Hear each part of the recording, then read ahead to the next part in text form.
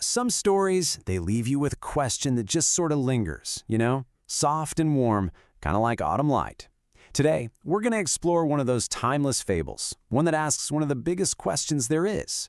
What really gives a life its true value? So, let's start right there. A life's true value. We're going to jump right into the big question that sits at the very heart of this story. I mean, think about it. It seems like a simple question on the surface, doesn't it? But this story, it digs so much deeper, and it really pushes us to look way beyond the easy answers. Is a life really measured by how many years we get, or by the list of grand things we accomplish? Well, this story gently suggests that maybe, just maybe, we're looking in all the wrong places. The true worth, it might not be loud or flashy at all. It might be something else entirely. Yeah, what if the real value is found in the quiet, almost invisible impact we have on others? In the promises we actually keep, and in the legacy of friendship that kind of echoes long after we're gone. This is the beautiful, thoughtful territory we're getting into today. Okay, so how does the story even begin to explore a question that huge? Well, it all starts with a very unlikely friendship. A simple idea, but an incredibly powerful one. At its very core, there's this really tender what-if scenario. Like, what if a friendship between two beings who couldn't be more different could do more than just make them feel less alone?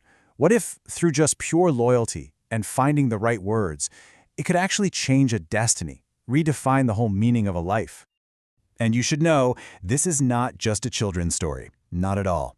This is really a fable for anyone who gets a little choked up over tales about the deep, transformative power of loyalty. It's for you if you aren't afraid of that mix of childlike wonder and some pretty profound, sometimes bittersweet, truths about the way life works. All right, now we're getting to the real engine of the story, the core conflict. This is truly where the narrative finds all its power and its tension. So, the story sets up this really delicate battleground. On one side, you've got this huge, unchangeable fact of life, mortality. And on the other, you have the fierce, determined power of a friendship that just refuses to back down. And it's not about which one wins, it's about how you face that inevitable truth.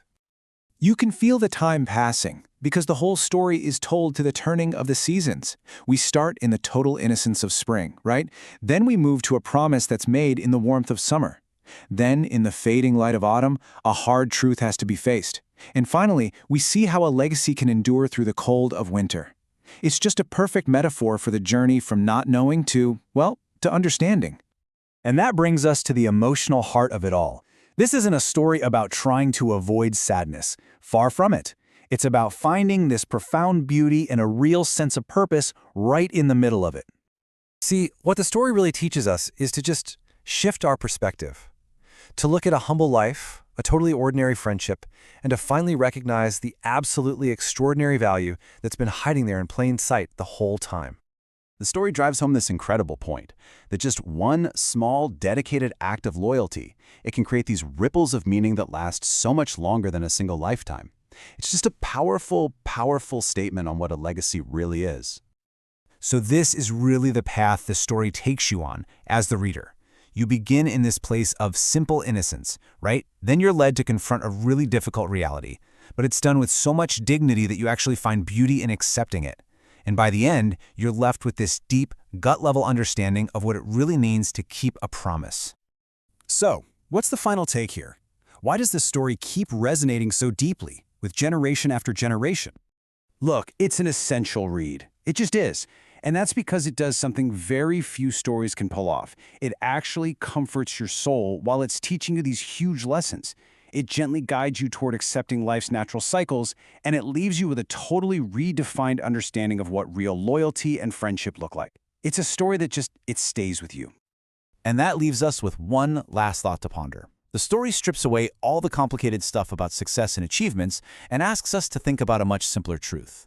I mean, really, in the end, what is more profound than being a true friend?